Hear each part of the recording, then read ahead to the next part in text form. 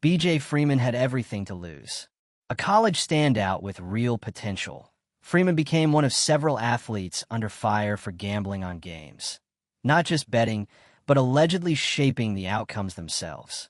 Add in names like Kavius Hunter and Jamin Vincent, and suddenly you've got more than just a few bad decisions. If you're here for the real story and not the filtered version, subscribe. And if you're sticking around for the next meltdown, you better definitely subscribe. You've got a ripple of betrayal running through the court, shaking the trust that fans, teammates, and even families have in the game. This isn't just about broken rules. It's about how easy it's become for athletes to turn their own careers into a currency for someone else's profit. The deeper you look, the uglier it gets. Players aren't just influenced by money, they're surrounded by it. Betting companies sponsor the very broadcasts that criticize these scandals. Media platforms make odds and parlays feel like entertainment instead of exploitation. And while the NCAA punishes athletes harshly for betting on their own games, it quietly allows them to bet on professional sports, a contradiction that fuels confusion and hypocrisy. Women's leagues like the WNBA, with fewer protections and less scrutiny, are especially exposed. The rot isn't just in one corner. It's woven through the fabric of modern sports. The WNBA just banned 5 players. Not benched, not suspended, banned. And it's not some one-off disciplinary move. It's a direct response to a growing, undeniable crisis in sports, gambling corruption. From college courts to pro arenas, the game is under siege, and it's not subtle anymore. 2. Let's not downplay this. What we're looking at isn't a string of isolated bad choices. This is systemic. A wave of players getting caught in a cycle of illegal betting, game fixing, and backdoor deals with outside bettors. The fact that 5 players from the WNBA were hit with permanent bans says a lot. Mainly that the league finally acknowledged the problem is real, and it's deeper than anyone's been willing to admit. But here's the twist. It's not just the WNBA. These cases are popping up everywhere. In the NBA, names like Shanna Billups, Terry Royer, and Damon Jones are now part of the same conversation.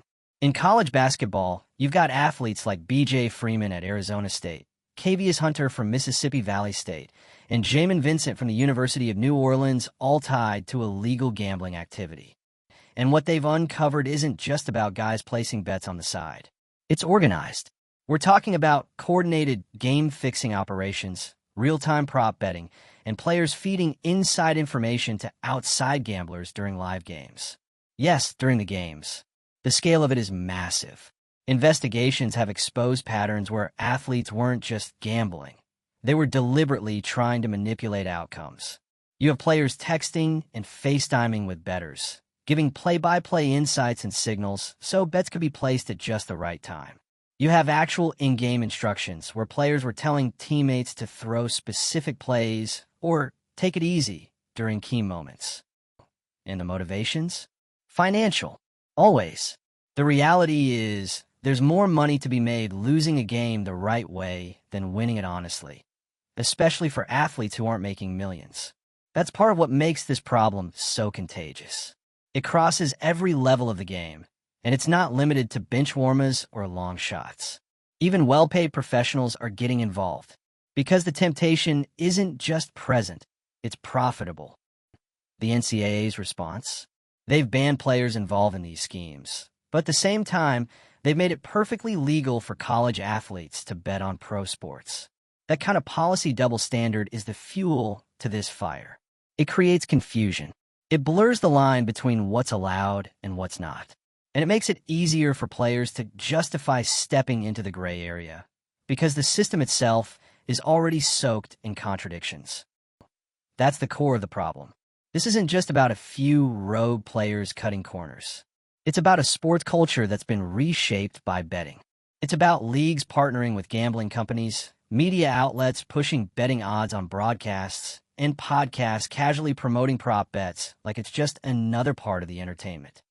Meanwhile, players, especially at the college level and in leagues like the WNBA, are getting chewed up by the very system that's supposed to protect them.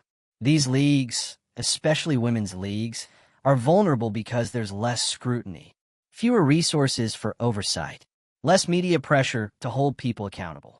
And so, these environments become easy targets for corrupt activity to thrive quietly. And it's not just happening quietly. It's happening strategically. These aren't random bets. These are organized operations. The cases coming out of Mississippi Valley State and the University of New Orleans are proof. Players allegedly discussed how to manipulate plays, gave cues mid-game, and coordinated outcomes with outside bettors. This isn't a guy sneaking in a bet on his phone. This is criminal behavior. This is game integrity being sold for cash. 2. And yet, outside of NCAA bans and league suspensions, where's the criminal prosecution? The investigations are detailed enough to uncover real schemes, but we're not seeing any major federal enforcement. No FBI takedowns. No criminal charges in most of these cases. That raises the question, if this isn't enough to trigger a legal response, what is? Without serious criminal follow-through, there's no deterrent. The players know that at worst, they'll get banned. But no jail time, no real accountability. And in a culture where cheating can pay out more than playing clean, that's not a punishment. That's a calculated risk. And the hypocrisy only gets louder from here. The same NCAA that bans players for betting on college games is completely fine with those same players placing bets on professional sports. Let's say that again. College athletes can't bet on their own league, but are free to throw money at NBA games. How is that not an open door for manipulation? How does that not embolden risky behavior? This is what happens when policy is designed around optics, not ethics. And let's not act like the media is innocent here either. The entire sports media ecosystem has gone all in on gambling. From betting segments during halftime shows to full-on sponsorships with major sports books, the message is clear. Betting is entertainment. Betting is the brand. So when a college player sees an analyst casually placing bets on air, or an NBA star promoting a betting platform on social media, what's the lesson there? That gambling is just part of the game. And if the big guys are doing it, why shouldn't they? 2. This normalization makes detection nearly impossible, because now betting behavior blends into everyday sports talk. And when someone does go too far, when a player shares inside info or deliberately throws a game, it's often hidden under the umbrella of just a bad night. But a bad night doesn't leave a trail of deleted texts and FaceTime logs. The evidence shows players were actively using digital channels to communicate with outside parties about how to fix games. Some of them even coach teammates on what to do mid-game. It's coordinated, it's precise, and it's made easier by the very tools players use every day. And still, the institutional response feels performative. The NCAA releases statements. Leagues announce suspensions. But there's no sweeping reform, no urgent policy overhaul, just another press cycle, another scapegoat, and then it's back to business. 2. Meanwhile, the fans lose. Because at the end of the day, this isn't just about players and leagues. It's about the erosion of fan trust. When you watch a game, you expect it to be real. You expect it to matter. But when you find out games are being manipulated behind the scenes, intentionally, for money, how do you keep believing in any of it? And the scariest part? You can't tell when it's happening. That missed shot, that weird turnover, that benching at the worst possible moment. It could be a bad play, or it could be a signal. The corruption is designed to be invisible. And it works because most of us don't even know it's there until someone gets caught. And even then, the full scope stays buried. The bottom line is this: sports are a crossroads.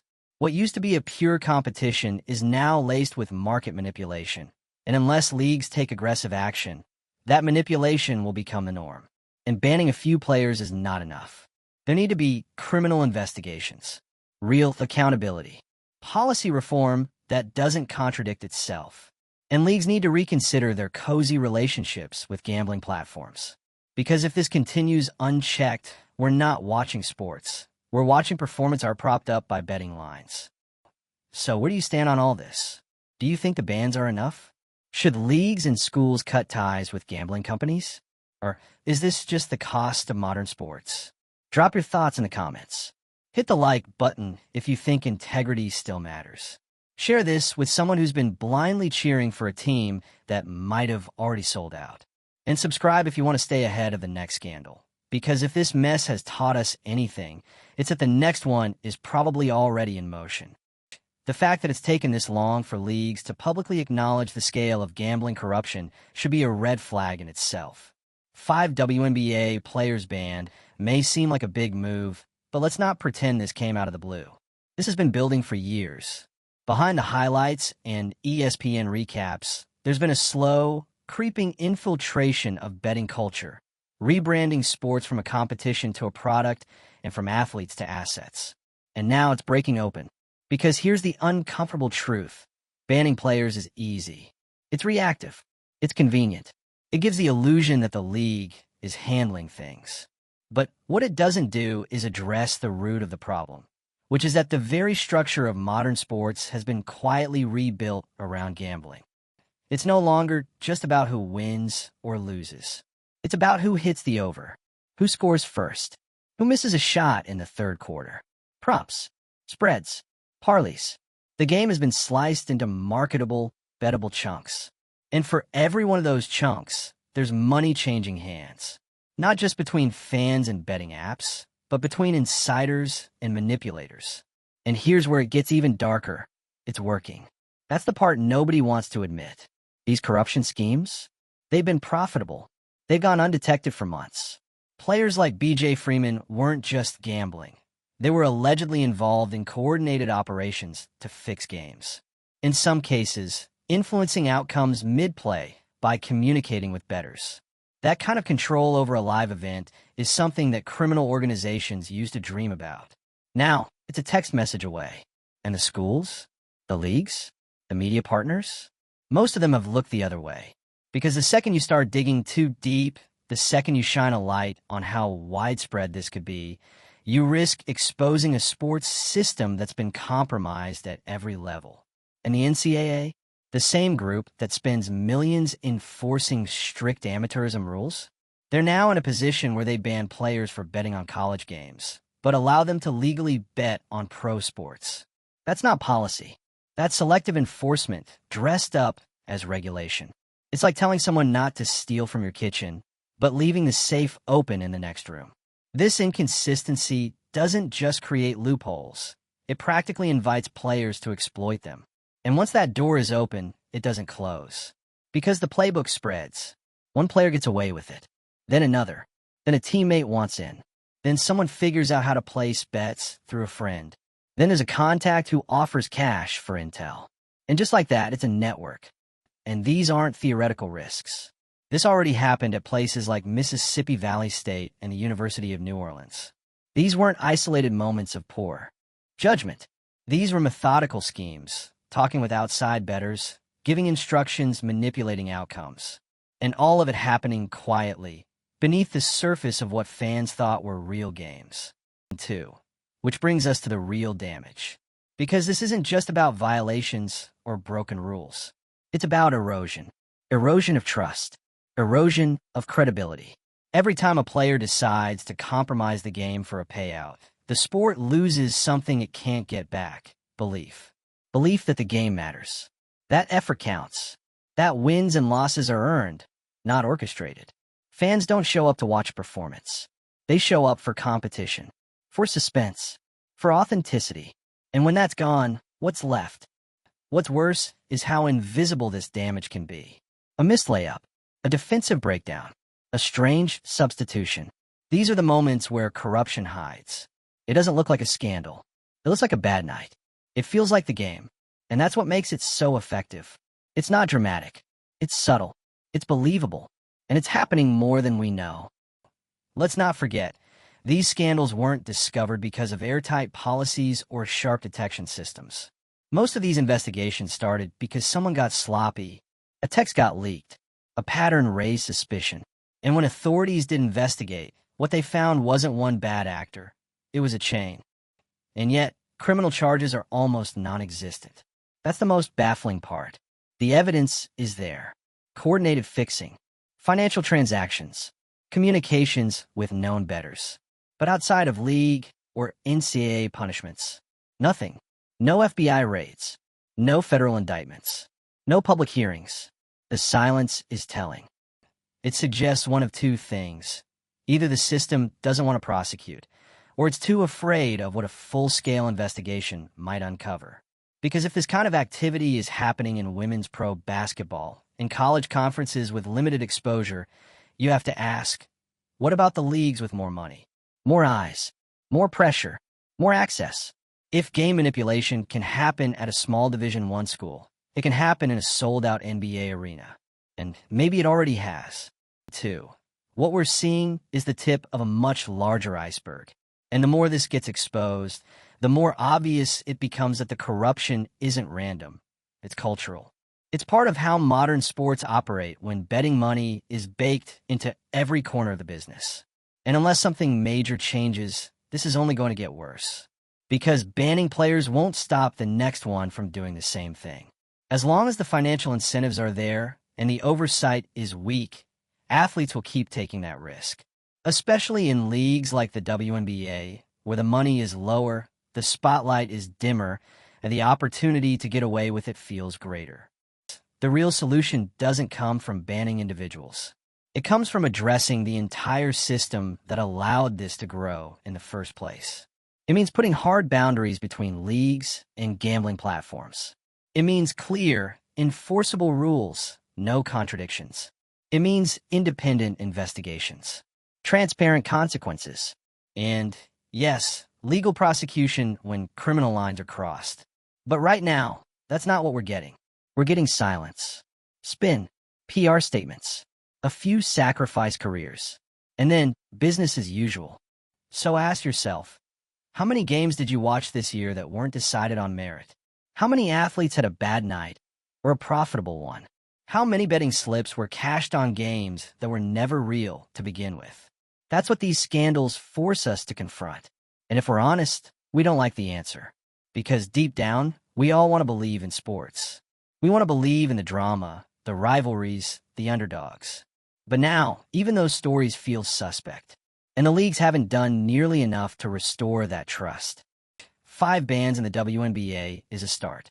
But only if it leads to something real. Something bigger than damage control. Because if it doesn't, we're not looking at isolated scandals. We're watching the collapse of competitive integrity in real time. Let's be blunt. This isn't just about 5 WNBA players getting banned. This is about a complete breakdown of the trust that holds sports together. When the foundation starts to crack, you don't just sweep it under the court and move on. You dig deeper. You find out how far the damage goes. But what we're seeing instead, silence, lip service, a few public statements, and a whole lot of hoping people forget, too. But people aren't forgetting. Not this time, because this feels different, bigger. And it's not just because of the number of players or how many leagues are now involved. It's because the entire industry is implicated. The scandals don't stop at the athletes. They stretch to the institutions that created the environment where cheating makes more sense than playing fair. And let's not downplay the environment. Gambling isn't just an add-on to sports anymore. It is the environment. Betting is woven into how games are talked about, how they're marketed, even how they're consumed. Odds are displayed alongside stats. Commentators mention spreads as casually as they discuss points per game. Players see it. They hear it. They know it. So when the WNBA bans 5 players for being involved in gambling scandals, when the NCAA suspends athletes for the same, it's not a shock. It's the inevitable outcome of a system that actively monetizes gambling and then acts appalled when someone takes it too far. 2. And let's be honest, the hypocrisy is exhausting. The NCAA says athletes can't bet on college games, but betting on pro sports? Totally fine. That's like banning someone from speeding in school zones, but handing them the keys to a race car the second they leave campus. The message is, it's wrong until we say it's not. No wonder players are confused. No wonder some of them start thinking they can game the system. Because the system doesn't just allow it, it teaches it. When leagues partner with betting companies, they aren't just legitimizing gambling. They're incentivizing it. They're telling players and fans that sports aren't about competition anymore. They're about profit. And the moment that profit becomes more important than the play, you lose the heart of the game. That's what these scandals expose. It's not just the rule breaking, it's the moral collapse underneath it. When players at Mississippi Valley State are allegedly communicating in real time with bettors during games, when athletes at Arizona State are under investigation for sharing inside info, that's not just bending the rules. That's warping the very reason people watch sports. Because you can't cheer for something that might be fake. You can't invest in a comeback, a buzzer beater, a Game 7 moment, when you know there's a chance someone was paid to make it happen, or make sure it didn't. And the worst part? It's not even clear that this is over. If anything, the bans might just be the beginning. A warning shot, the start of a much bigger reckoning. Because if this kind of coordinated gambling corruption was able to take root across the NCAA, the NBA, and the WNBA, how many more cases are still buried? How many more athletes are walking that same fine line undetected? We already know these scandals didn't come from one central source. They were fragmented, scattered, but they followed similar patterns, players acting independently or in small groups, mimicking the same behavior. That tells you everything you need to know. This isn't one big conspiracy. It's a culture, a broken one that thrives on risk, rewards secrecy, and shrugs off accountability until it's too late. And the response from leadership? Underwhelming. Yes, banning players makes headlines. But where's the full investigation? Where's the transparency? Where's the admission that the system failed? Not just the athletes, but the fans. The people paying to watch honest games? Because if this is the response, ban a few, protect the brand, move on, then this will happen again. And again. And again. Because nothing about the current model discourages it. If anything, it encourages it. Quietly, indirectly, but very, very effectively. So now we're left asking the real question. Can the game be saved? Or has gambling changed it too much? Is the integrity too far gone?